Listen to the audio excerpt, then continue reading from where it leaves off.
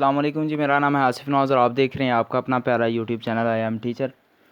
आप हमारे इस चैनल को अपने यूट्यूब के सर्च बार पर जाके @IamTeacher33 लिख कर भी सर्च कर सकते हैं, या फिर आप www.youtube.com/@IamTeacher33 लिख कर भी इस चैनल को सर्च कर सकते हैं किसी भी ब्राउज़र पर। तो आज की जो हमारे वीडियो का पर्पज़ है वो है इंग्लिश 201 मिड टर्म के हवाले से इसके जो इम्पोर्टेंट तरीन 50 MCQs हैं उसको हम डिस्कस करेंगे वन बाय वन।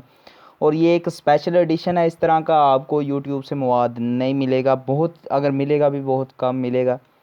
तो इससे पहले अगर आपने हमारे ये चैनल सब्सक्राइब नहीं किया तो सब्सक्राइब कर दें और साथ लगे बेल आइकॉन को भी प्रेस कर दें और हमारी वीडियो को लाजमी लाइक किया करें। इससे हमारी हौसला अफजाई होती है और साथ कमेंट भी यार एक लाजमी कर दिया करें, ठीक है। जैसे ही आप वीडियो देखते हैं आपको वीडियो अच्छी लगती है तो लाइक लाजमी किया करें। तो बगैर वक्त ज़ाया कि हम अपने MCQs की तरफ बढ़ते हैं। तो सबसे पहला MCQs है, what is primary goal of business and technical communication. हमारे पास जो टेक्निकल कम्युनिकेशन होती है और हमारे पास जो बिज़नेस होता है उससे उसका पहला प्राइमरी गोल क्या होता है। उसका जो प्राइमरी गोल होता है सबसे पहले होता है to entertain the audience, audience को हमने एंटरटेन करना है। दूसरा हमारे पास परसूट दी ऑडियंस, ऑडियंस को परस्यूट करना है। फिर हमारे पास इन्फॉर्म दी ऑडियंस या फिर टू कंफ्यूज दी ऑडियंस।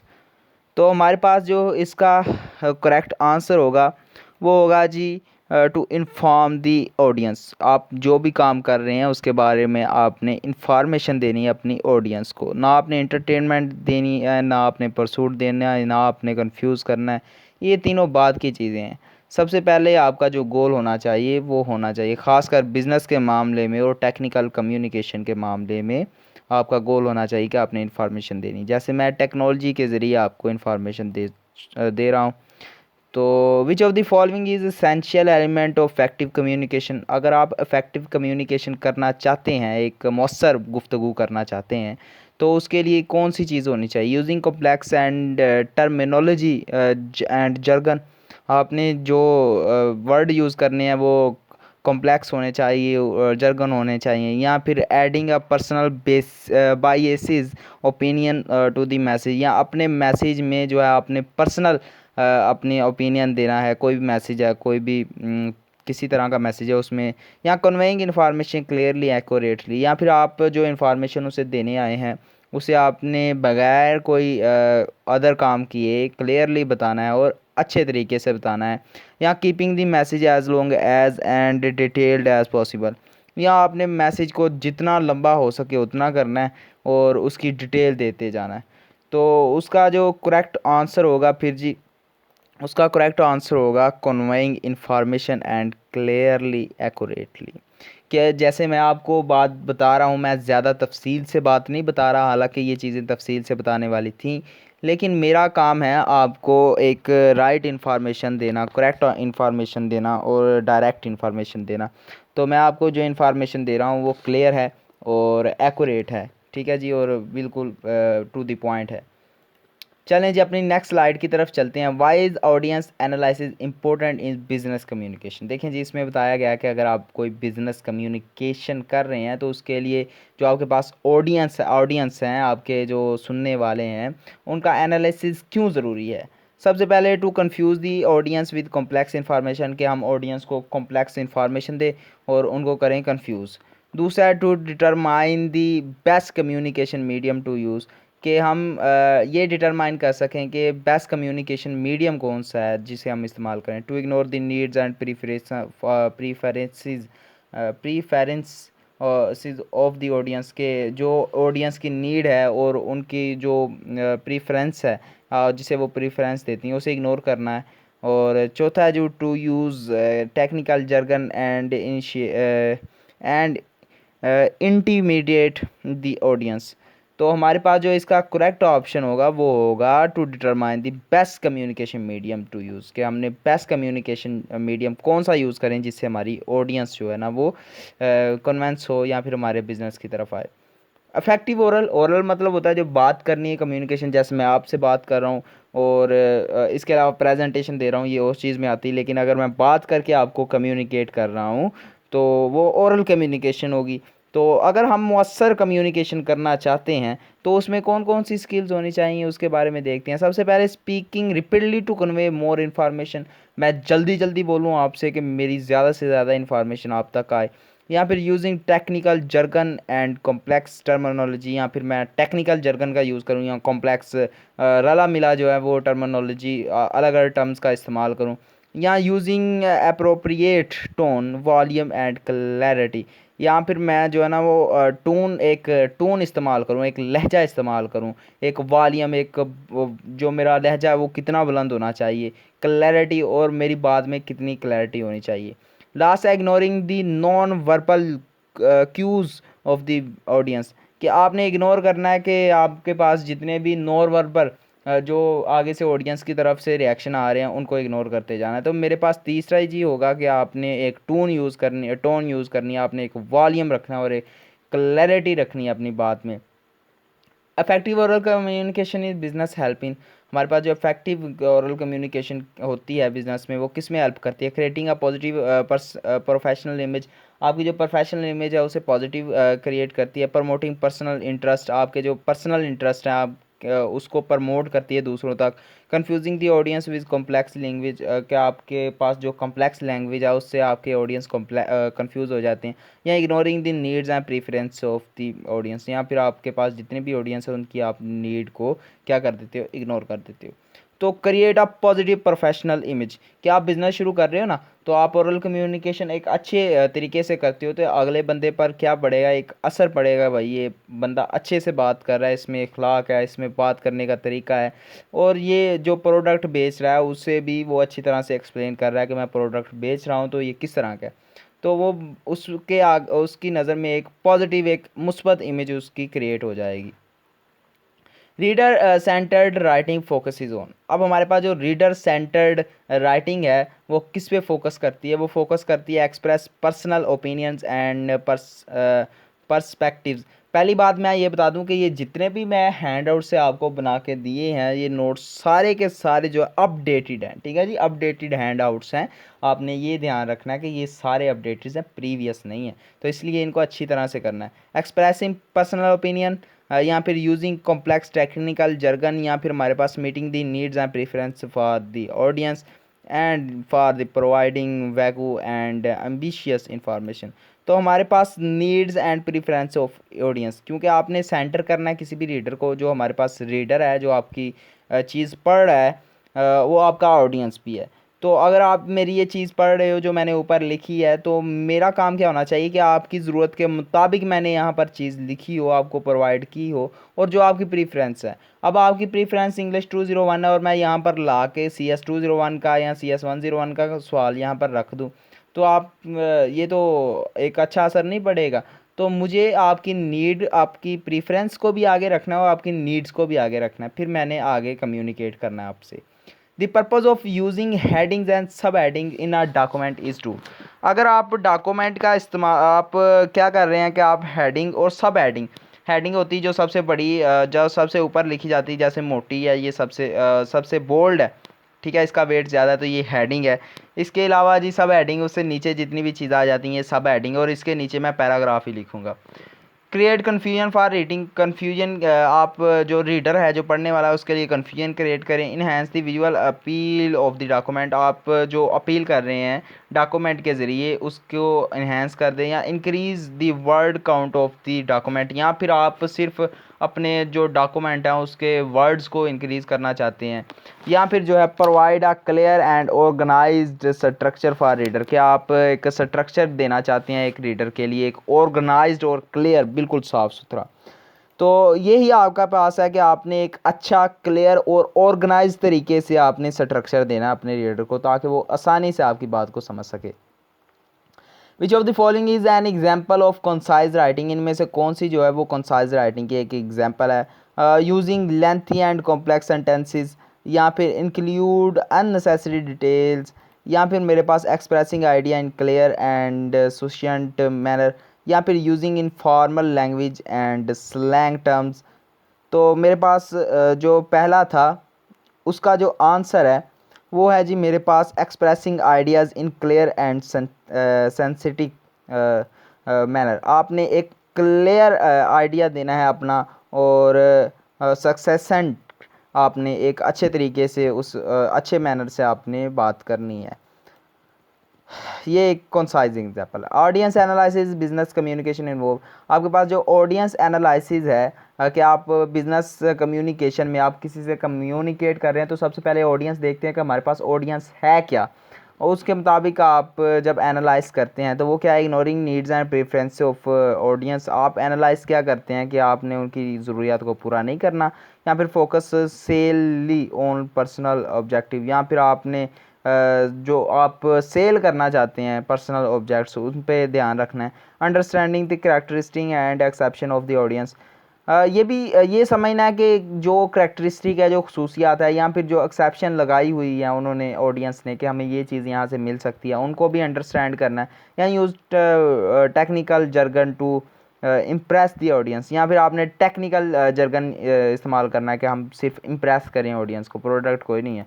तो इसका हमारे पास तीसरा होगा कि आपने सबसे पहले अंडरस्टैंड करना कि ऑडियंस यहाँ पर किस तरह की है, उनकी खसूसियात क्या है और उनको क्या नीड चाहिए, उसके मुताबिक आप बिज़नेस कम्युनिकेट करेंगे। आगे डेमोग्राफिक फैक्टर्स। हमारे पास डेमोग्राफिक फैक्टर जो होते हैं इन ऑडियंस एनालिसिस इंक्लूड। सबसे पहले जी पर्सनल ओपिनियंस और प्रेफरेंस। आप पर्सनल ओपिनियन लेते हैं और प्रेफरेंसेस आप देखते हैं, उनकी प्रेफरेंसेस कहते हैं। Age, gender, education level. आप एज देखते हैं, जेंडर देखते हैं और एजुकेशन लेवल देखते हैं। फिर हमारे पास पॉलिटिकल एफिलिएशन एंड बिलीफ्स क्या आप देखते हैं, वहाँ पर पॉलिटिकल हालात क्या हैं और वहाँ पर जो रीजन है, यहाँ पे रिलीजन है वो क्या है, इस्लाम है या हिंदुज़म है वगैरह वगैरह। या फिर आप फिज़िकल अपीयरेंस एंड बॉडी, या फिर सिर्फ आप देखते हैं कि यहाँ लोग हैं, या फिर यहाँ पर कितने लोग हैं, फिजिकल अपीयरेंस। तो हमारे पास दूसरा ठीक होगा कि age, gender and education level. क्योंकि डेमोग्राफिक फैक्टर्स में ना हमारे पास सबसे पहले एज आती है कि किस एज के बंदों को हम ये प्रोडक्ट बेचना चाहते हैं, 18+ है, 19+ है या 12+ है।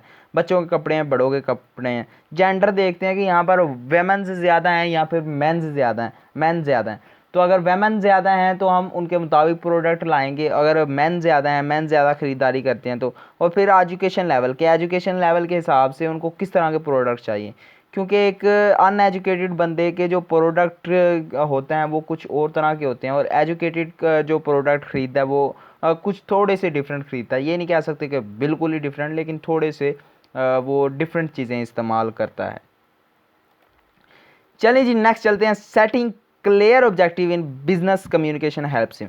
अगर आपने एक बिजनेस कम्युनिकेट करना है तो आप उसमें अपने जो ऑब्जेक्टिव्स हैं उनको क्लियर करें। तो ये क्या चीज़ में हेल्प करता है, confusing the image with vague message. मुख्तलिफ तरह के मैसेज दे के आप ऑडियंस को कन्फ्यूज़ कर देते हैं। Ignoring the purpose of communication. आप जो कम्युनिकेशन कर रहे हैं उनका पर्पज़ बिल्कुल भूल जाते हैं। नेक्स्ट आपके पास आ जाता है providing a direction focus for communication. आप फोकस भी देते हैं और डायरेक्शन भी देखते हैं कि इसकी डायरेक्शन क्या है, इसका फोकस किस तरफ होना चाहिए। फिर आपके पास persuading the audience to accept the personal opinions, के वो आपके पर्सनल ओपिनियन को ध्यान में रखें। तो आपके पास सी वाला ही सही होगा कि आपने डायरेक्शन भी दे देते हैं, अपने जब एनालिसिस करते हैं, अपने ऑब्जेक्टिव को क्लियर करते हैं तो आपको पता चलता है कि मैंने ये गोल आज अटेन करना है, परसों अटेन करना है, या जिस दिन भी अटेन करना है, तो मैंने ये गोल, आपको डायरेक्शन मिल जाती। फिर फोकस, जब आपको डायरेक्शन मिल जाती तो आप फोकस करना शुरू हो जाते हो कि मैंने इस चीज़ को हासिल करना ही करना है, तो वो आपके फोकस में आ जाता है। Smart objective in business communication stand for. अगर हमारे पास स्मार्ट ऑब्जेक्टिव है तो वो किस चीज़ के लिए स्टैंड करता है, specific, memorable, aligned, relevant and timely, या फिर स्पेसिफिक, मेजरेबल, अचीवेबल, या फिर हमारे पास रेलिवेंट, टाइम बाउंड। फिर हमारे पास significance, measurable, appropriate, reliable and tenable. फिर हमारे पास स्पेसिफिक, मेजरेबल, अटेनेबल या फिर रीज़नेबल, फिर हमारे पास टेनेबल। तो इसका जो करेक्ट ऑप्शन है वो बी वाला है कि स्पेसिफिक। हम हमारे जो ऑब्जेक्टिव हैं स्पेसिफिक होने चाहिए। मेजरेबल यानी वो मुमकिन हो। फिर अचीवेबल कि हमने जो गोल्स रखे हैं वो अचीव हो सकें। ये ना हो कि आप कहें मैंने सुपरमैन बनना है तो सुपरमैन तो आप नहीं ना बन सकते, तो ये गोल अचीव नहीं हो सकता। फिर रेलिवेंट जो आप कर रहे हैं उसके रेलिवेंट चीज़ हो, फिर टाइम बाउंड के आपने टाइम टेबल बनाना है और उसके हिसाब से चलना है, मतलब कि आपको कितना टाइम लगता है, टाइम के साथ बाउंडिंग कैसी है आपकी, उसको भी ध्यान में रखना है। फिर time bound objective in business, हमारे पास जो टाइम बाउंड है उसके बारे में आ जाता है कि ऑब्जेक्टिव क्या है उसके बिजनेस में। सॉरी, सबसे पहले never setting deadlines for communication goals. फिर हमारे पास आ जाता है ignoring the urgency and timelines and providing specific time frames for achieving objective. या फिर हमारे पास ये आ जाता है। चलो, अब इसमें सी वाला करेक्ट है कि आपने प्रोवाइड करना है एक स्पेसिफिक टाइम फ्रेम, इस टाइम फ्रेम के अंदर रहते रहते हुए मैंने जो ऑब्जेक्टिव्स बनाए हैं उनको अचीव करना ही करना है। तो ये आपके पास एक करेक्ट ऑप्शन होगा। हमारे पास an example of attainable objective in business communication is, जो एक एग्जांपल है अटेनेबल ऑब्जेक्टिव की कि हम इस ऑब्जेक्टिव को अटेन करना चाहते हैं तो बिजनेस कम्युनिकेशन में, तो उसकी एग्जांपल क्या होगी? To convince the entire world to buy product, क्या आपने पूरे दुनिया को ये कहना है कि भाई मेरे प्रोडक्ट आप खरीदो। To provide accurate and timely information for audience, क्या आपने टाइम के हिसाब से और एक अच्छी सिर्फ इंफॉर्मेशन देनी है ऑडियंस को। या फिर to use technical jargon to impress audience, क्या आपने टेक्निकल जर्गन्स का इस्तेमाल करना है अपनी ऑडियंस को इम्प्रेस करने पे। या to ignore the feedback and opinions of audience, क्या आपने ऑडियंस के ओपिनियन नहीं देखने के क्या है। तो to provide accurate and timely information to the audience, क्या आपने एक्यूरेट और जो टाइमली इन्फॉर्मेशन है ना वो अपने ऑडियंस को देनी है। Accuracy in business communication refer to, हमारे पास जो एक्यूरेसी है किसी भी बिजनेस कम्युनिकेशन में किस चीज़ को रेफ़र करती है? यूजिंग कॉम्प्लेक्स टेक्निकल जर्गन, क्या आप कॉम्प्लेक्स जो है ना वो जर्गन का इसका इस्तेमाल करें। Providing vague and ambitious information, आप वैगू और एम्बिशियस इंफॉर्मेशन दें।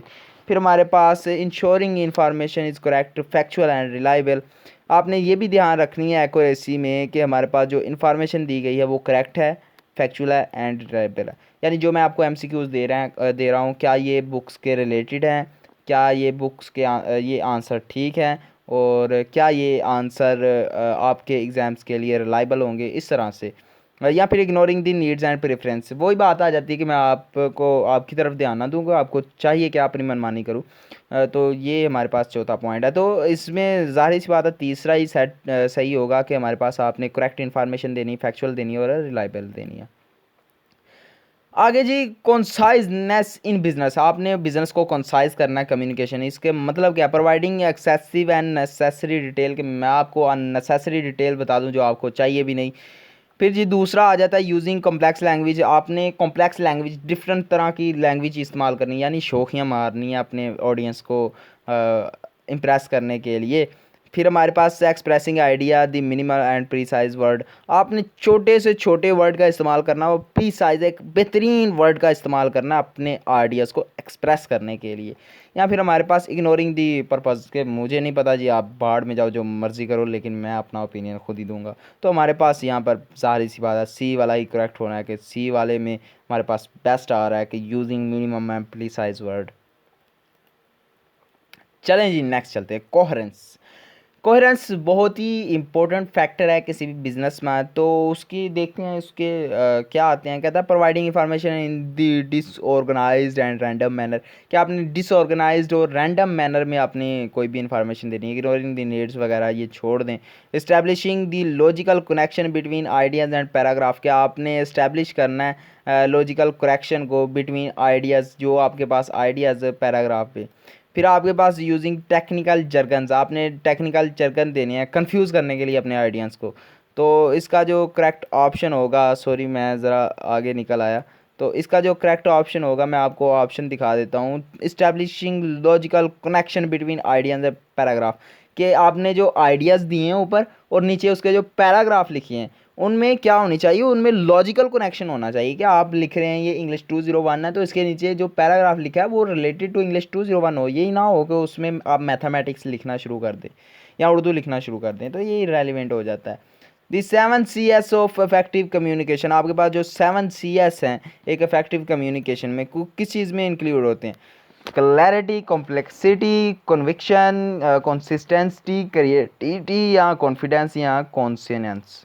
आगे जी आपके पास आ जाता है कंसाइजनेस, कोहेरेंस, आगे जी competence, courtesy, clarity, correctness and completeness. फिर आपके पास जो सी वाला है जी वो आ जाता है कॉन्फिडेंस, कॉम्प्लेक्सिटी, क्रिएटिविटी। आगे आपके पास क्लैरिटी, आगे आपके पास कोहेरेंसियाँ, कॉम्पिटेंसियाँ। फिर आपके पास जो डी वाला है वो आ जाता है conviction, completeness, courtesy, creativity, consistency, consistency, complexity. फिर हमारे पास करेक्टनेस। तो हमारे पास जो बी वाला है ना वो करेक्ट है। कंसाइज होना चाहिए, कोहिरेंट होना चाहिए, यानी एक ऑर्गेनाइज तरीके से आपको इंफॉर्मेशन देनी चाहिए। फिर आपके पास कॉम्पिटेंस, और फिर आपके पास कोर्टिसी, फिर क्लैरिटी होनी चाहिए, करेक्टनेस को आपके पास जो कम्युनिकेशन वो करेक्ट हो। फिर आपके पास कंप्लीटनेस के उसका वो उसको आपने कंप्लीट भी करना है, तो ये आपके पास करेक्ट हो जाता है। फिर कोर्टिसी इज़ इफेक्टिव कम्युनिकेशन इन्वॉल्व्स। हमारे पास कोर्टिसी है क्या, कोर्टिसी चीज़ क्या है, इग्नोरिंग द नीड्स है ये। फिर वही आ गया। फिर यूजिंग ऑफेंसिव लैंग्वेज, आपने ऑफेंसिव लैंग्वेज देनी, गालियाँ नहीं देनी जी। ऑफेंसिव लैंग्वेज में वो आ जाता है। Showing respect, politeness and consideration. Courtesy में हमारे पास दरअसल जो चीज़ आती है वो आती है पोलाइटनेस, रिस्पेक्ट एंड कंसिडरेशन। आपने कंसीडर करना है कि बंदा चाहता क्या है, उसके साथ नरमी से पेश आना है, फिर आपने उसकी रिस्पेक्ट करनी। तो आपके पास जो सी वाला है वो करेक्ट ऑप्शन होगा। कंसिस्टेंसी एक चीज़ है कि आपने कंसिस्टेंट रहना है, आपने जो है ना वो जो भी आप बात कर रहे हैं उसको साथ साथ लेके चलना है। ये नहीं कि बात बदलते जाएं टर्म्स मिक्स हो जाती हैं। फिर आपके पास providing the contradictory, conflicting information. फिर आपके पास इग्नोरिंग द फीडबैक। फिर आपके पास maintaining coherent and unified message throughout, या फिर using jargon to confuse the element. तो आपके पास मेंटेन करनी, कोहेरेंट ऑर्गेनाइज करके रखना है। फिर अनयूनिफाइड, आपने आपने मैसेज को थ्रू आउटली, जहाँ से आपने शुरू करना है एंड तक जो है ना एक ही तरह से लेके जाना है। यानी अभी मैं ये प्रेजेंटेशन दे रहा हूँ आपके साथ, इस तरह से बात कर रहा हूँ, और आगे मैं किसी और तरह से बात करना शुरू कर दूँ और प्रेजेंटेशन किसी और तरीके से आ जाए, तो वो ऑर्गेनाइज तो नहीं ना रहती। फिर वो हमारे पास कंसिस्टेंस नहीं, मैं रहूँगा कंसिस्टेंसी नहीं होगी। तो 7 CS of the effective communication provide a framework for ignoring the needs and preferences of या confusing the audience, या फिर हमारे पास enhancing the quality and impact communication, या फिर हमारे पास using offensive and decorated language, derogated। तो हमारे पास यहाँ पर जो CS जितने भी हम पीछे पढ़ के आए हैं, 7 जो लैंग्वेजेस थी, 7 जो प्रॉपर्टीज़ थी, वो हमारे जो कम्युनिकेशन है उसकी क्वालिटी बनाती हैं एक, और उसमें एक इम्पैक्ट क्रिएट करती हैं, ताकि हमारा कम्युनिकेशन लेवल जो है ना वो हाई किस्म का हो, अच्छे किस्म का हो। चलें जी, completeness in effective communication, completeness के बारे में बात जाते हैं। Excluding necessary detail to keep the message concise. फिर हमारे पास ignoring the needs and providing the relevant information to fulfil audience requirement, या कंफ्यूजिंग द ऑडियंस। तो हमारे पास सी वाला ही करेक्ट होगा कि जितनी भी उसके रिलेटिव इंफॉर्मेशन है ना वो आपने देनी है, ताकि जितनी भी रिक्वायरमेंट्स है ऑडियंस की वो कंप्लीट हो जाए। तो इसे ही कंप्लीटनेस का नाम देते हैं। कोर्टिसी के बारे में बात कर लेते हैं। ये यूज़ करना है एक ऑफेंसिव लैंग्वेज को, फिर इग्नोर करना है बैकग्राउंड को और एक्सपर्टीज़ को किसी भी ऑडियंस के। यानी इस अगर मैं आपसे बात कर रहा हूँ तो आपका बैकग्राउंड क्या है, आपकी एक्सपर्टीज़ क्या है, आपको क्या चीज़ पहले आती है, क्या चीज़ पहले नहीं आती, आपका सेमेस्टर कौन सा है, इस तरह की बातें अगर आपके ऑडियंस आपके सामने है। या फिर रिस्पेक्ट, पोलाइटनेस, या फिर हमारे पास कोर्टिसी, ये हम पहले भी देख चुके हैं कोर्टिसी में आती क्या चीज़ है। चलें जी, नेक्स्ट देखते हैं tone of the message refer to. आप टोन क्या, आपका जो है ना वो मैसेज जो आप कन्वे कर रहे हैं उसकी टोन क्या रेफ़र करती है। यानी कभी बंदा गुस्से में होता है तो उसकी टोन और होती है, कब जब भी पोलाइट में होता है तो पोलाइटली होता है तो उसकी टोन और होती है। और ignoring needs and preferences of, फिर हमारे पास कंफ्यूजिंग ऑडियंस, फिर हमारे पास overall mood, attitude and language of the message and technical jargon. तो हमारे पास ओवरऑल जितना भी मूड होता है, एटीट्यूड होता है और लैंग्वेज का इस्तेमाल होता है, वो आपकी टोन को शो करता है। तो हमारे पास सी वाला करेक्ट ऑप्शन होगा। चलें जी, primary purpose of defining message is central idea. कि आपने कोई भी मैसेज है उसका सेंट्रल आइडिया देना है तो उसका प्राइमरी पर्पस क्या होगा। Confuse the audience, ignore the needs of audience, provide a clear and concise focus for the message and avoid any specific object और गोल इन द मैसेज। तो आपके पास सी वाला ही करेक्ट है कि आपने क्लियर देनी है, कंसाइज, फोकस रखना है मैसेज पर, ठीक है जी। नेक्स्ट आपके पास क्या purpose of the composing business messages in is to, आपने जो मैसेज कंपोज करने हैं बिजनेस के, उनका पर्पज़ क्या होता है? कंफ्यूज द ऑडियंस, ऑडियंस को कंफ्यूज करना है। फिर आपके पास आ जाता है exclude any relevant information for the message, आपने एक्सक्लूड कोई भी relevant information, develop clear and effective content for the audience, यहाँ फिर आपने इग्नोर करता है। तो आप जब भी किसी चीज़ को कंपोज करते हैं तो आप कंपोज इस तरह से करते हैं कि अगर किसी तक जाए तो वो अच्छी तरह से जाए, उसी तरीके में जाए। जैसे आप पीडीएफ फाइल में कोई एमएस वर्ड का कोई भी डॉक्यूमेंट उसे कंपोज करें तो, या फिर एमएस वर्ड ही कंपोज मुकम्मल करें तो आप वैसे भेजेंगे या मैसेज के थ्रू वैसे टेक्स्ट भेजेंगे तो उन दोनों में फ़र्क होगा। तो आप कंपोज इसीलिए करते हैं ताकि क्लियर जाए और इफेक्टिव कम्युनिकेशन जाए। Opening of business message should be, इससे पहले आपसे फिर एक इल्तिजा है कि अगर अभी तक आपने हमारे चैनल सब्सक्राइब नहीं किया और वीडियो को अभी तक लाइक नहीं किया तो किस चीज़ की देरी कर रहे हो यार, जल्दी से लाइक करो, सब्सक्राइब करो और साथ साथ पढ़ते जाओ और खिलते जाओ, फूलते जाओ। वाह।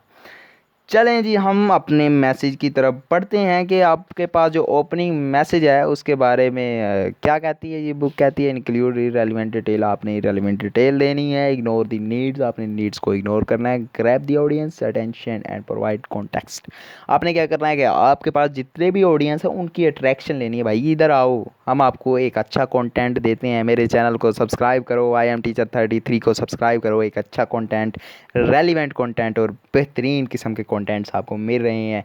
तो यही चीज़ है जो ऑडियंस को ग्रैब करके लाती है। अगर आप मेरे चैनल पे आए हैं तो कोई ना कोई वजह है कि इतनी देर तक आप मेरी वीडियो सुनते रहे हैं।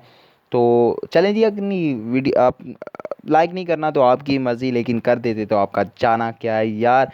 नेक्स्ट हम अपने जो है ना चलते हैं अगले मैसेज की। आपने नेक्स्ट ये जो प्रूफ रीडिंग है, proof reading and revising business message is essential. आप अगर प्रूफ रीडिंग करते हैं और रिवाइज करते हैं अपने बिजनेस मैसेज को, जो आप बिजनेस मैसेज भेजना चाहते हैं, तो उसका वो क्यों ज़रूरी है उसके बारे में देखते हैं। Exclude any feedback and suggestion from the audience, confuse the audience, ensure accuracy, clarity and profession in the message and ignore the needs end of audience.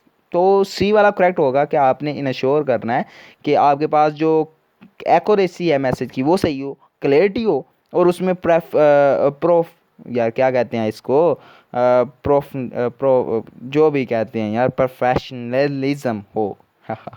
देख लें, मुझे वर्ड्स भी भूल चुके हैं क्योंकि आप यार मुझे इतना ज़्यादा सपोर्ट नहीं कर रहे जितनी मैं मेहनत कर रहा हूँ, तो वर्ड तो भूल रहे हैं ना। तो आपके पास प्रोफेशनलिज्म हो, आपके पास क्लैरिटी हो और एक्यूरेसी हो आपके मैसेज में, तो ही प्रूफ इसका मकसद ये है। पर्पज़ और रिवाइजिंग मैसेज वही चीज़ आ जाती है, आप मैसेज रिवाइज क्यों करना चाहते हैं। तो इसमें यही है, improve clarity, coherence and effectiveness. क्या आप क्लैरिटी देना चाहते हैं, कोहेरेंस देना चाहते हैं और इफेक्टिवनेस देना चाहते हो, आपके पास सी वाला करेक्ट ऑप्शन होगा। चलें जी, अपनी नेक्स्ट वैल्यू की तरफ चलते हैं। Revising a business message it is important to, आपने बिजनेस मैसेज को रिवाइज करना है। बार बार वही चीज़ है कि सिंपलीफाई कॉम्प्लेक्स यूज़, आपने जो है ना आपने किसी तरह से कॉम्प्लेक्स लैंग्वेज और टेक्निकल टर्म्स को सिंपलीफाई करके बताना है। ठीक है जी, सिंपलीफाई करके बताना है, और उनको ये नहीं करना कॉम्प्लेक्स चीज़ें तो कॉम्प्लेक्स करके ही छोड़ दो, वैसे भी लिखा जाएगा। फाइनल स्टेप क्या है अपने रिवीजन का? तो फाइनल स्टेप क्या है, आपके पास जो है वो प्रूफ रीडिंग है और मैसेज को एडिट करना है कि इसमें कोई किसी किस्म का एरर ना आ जाए। तो यही इसका करेक्ट ऑप्शन होगा, सी वाला के proof read and edit the message for any error. फिर हमारे पास जी आगे मेमोरेंडम, यानी आप जिसे मीमो कहते हैं, तो मीमो का मकसद क्या है? तो इसका है exclude any necessary detail from the message, confuse the audience. फिर आपके पास आ जाता है जी communicate within the organisation and for internal purpose. यहाँ फिर आपके पास यूज़ जरकन, तो आप मीमो जो है ना इंटरनल पर्पज़ के लिए आप किसी ऑर्गेनाइजेशन से रब्ता करते हैं, तो यही इसका करेक्ट ऑप्शन होगा सी वाला। अब यहाँ पर ज़्यादातर सी वाले आ रहे हैं, तो आपने ये नहीं करना पेपर में ज़्यादातर सी वाले लगा दें, कई ऐसे बच्चे भी होते हैं अंदाजे से काम चलाते हैं भाई, अंदाजे से काम चलाते हैं। वो रोस्टिंग वाली वीडियो आपने मेरी देखी होगी, अगर नहीं देखी तो नीचे जाके आपको वो रोस्टिंग वाली वीडियो मिल जाएगी, बहुत ही मज़ेदार वीडियो थी, उसमें मैंने बाकायदा आपको रोस्ट करने की कोशिश की है जी।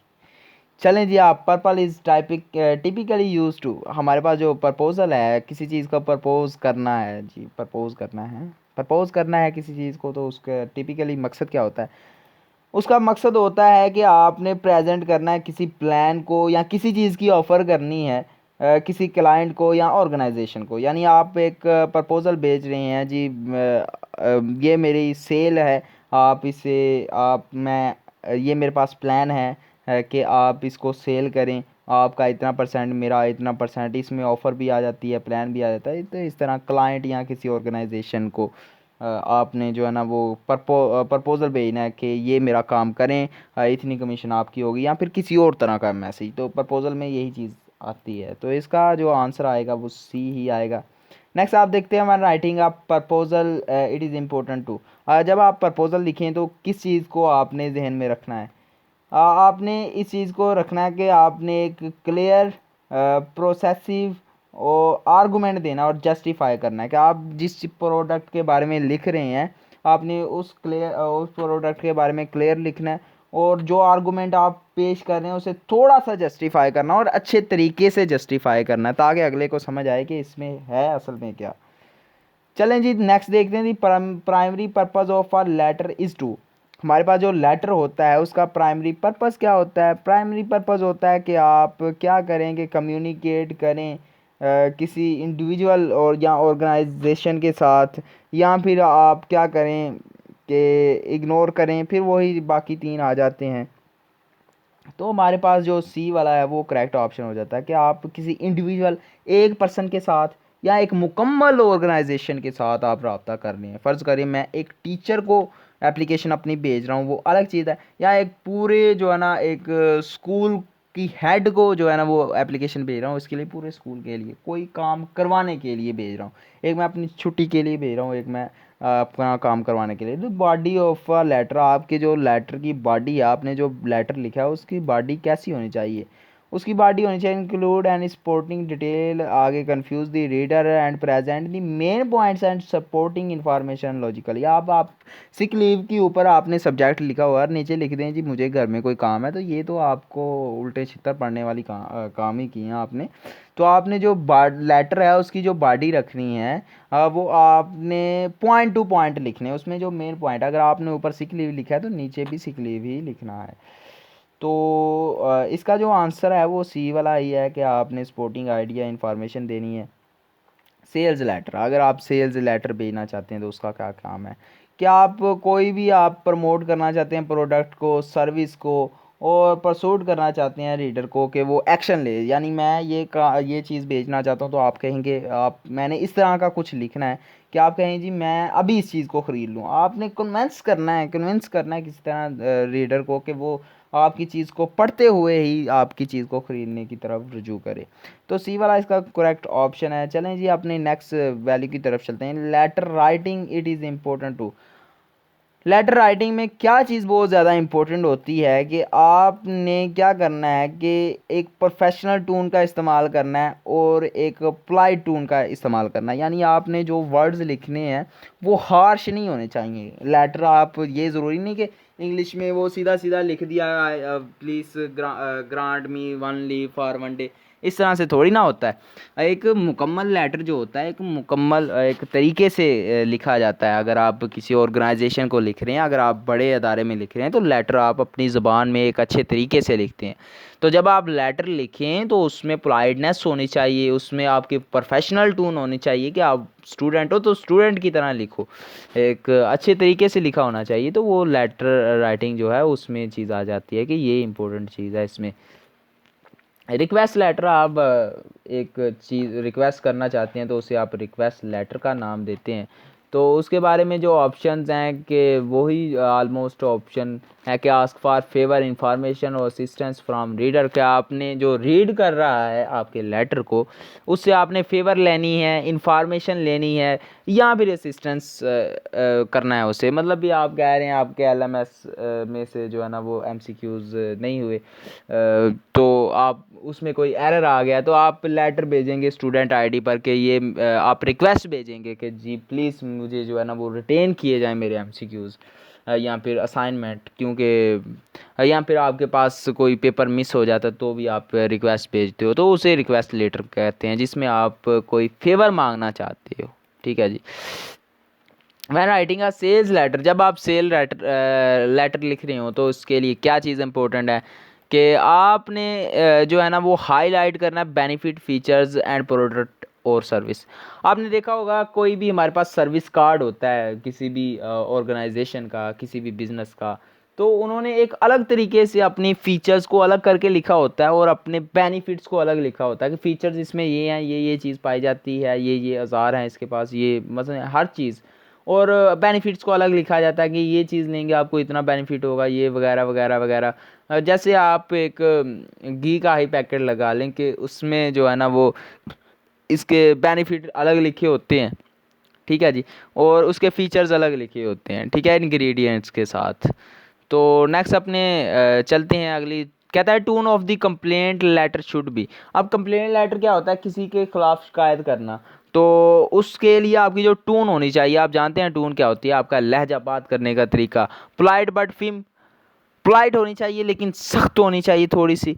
एग्रेसिव एंड कॉन्फ्रंटेशनल, आप एग्रेसिव मोड में हो, फुल गुस्से में, और इस तरह की आपकी होनी चाहिए। तो पोलाइट एंड बट फिम, आप पोलाइट हों लेकिन अच्छे तरीके से, एक सख्त तरीके से बात करें, लेकिन ऐसा ना लगे कि आप वाकई में सख्त हो, तो पोलाइट हों थोड़े से, मतलब कि आप हार्श वर्ड यूज़ ना करें। डायरेक्ट रिक्वेस्ट लेटर, आप डायरेक्ट रिक्वेस्ट लेटर जब इस्तेमाल करते हैं तो आप क्या करते हैं, डायरेक्टली कोई चीज़ पूछना शुरू कर देते हैं, ठीक है ना। एक होता है कि एक वलवला की चीज़ को बयान पूछना या बयान करना, और एक होता है डायरेक्टली जाते ही पूछ लेना, हाँ भाई दस की हाल चाल है।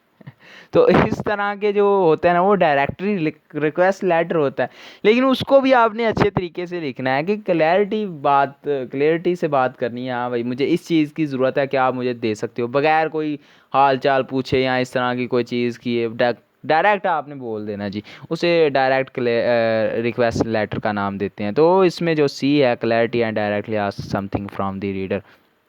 रूटीन मैसेजेस, अब रूटीन मैसेजेस क्या होते हैं, हेलो, अस्सलाम वालेकुम, हाउ आर यू, इस तरह के जितने मैसेजेस होते हैं वो रूटीन मैसेज होते हैं। Common straightforward and require no special attention, ऐसे जो नो स्पेशल इंटेंशन, आपको स्पेशल इंटेंशन नहीं चाहिए, यानी जाती है आप सलाम लेते हो वालेकुम सलाम, अगला गया, आप भी अपने काम पर वो भी अपने काम पर, तो ये स्पेशल इंटेंशन तो ना आई आपको। फिर स्ट्रेट फॉरवर्ड, आप जाते ही सलाम लेते हो और कोई काम नहीं करते, तो जाते ही सलाम लेना एक रूटीन मैसेज हो गया। फिर आपके पास कॉमन, ये आम है सलाम लेना, तो हमारे पास ये कॉमन भी हो गया, तो ये सारी चीज़ें इसमें आ जाती, तो हमारे पास आपके पास ये रूटीन एक मैसेज आ गया।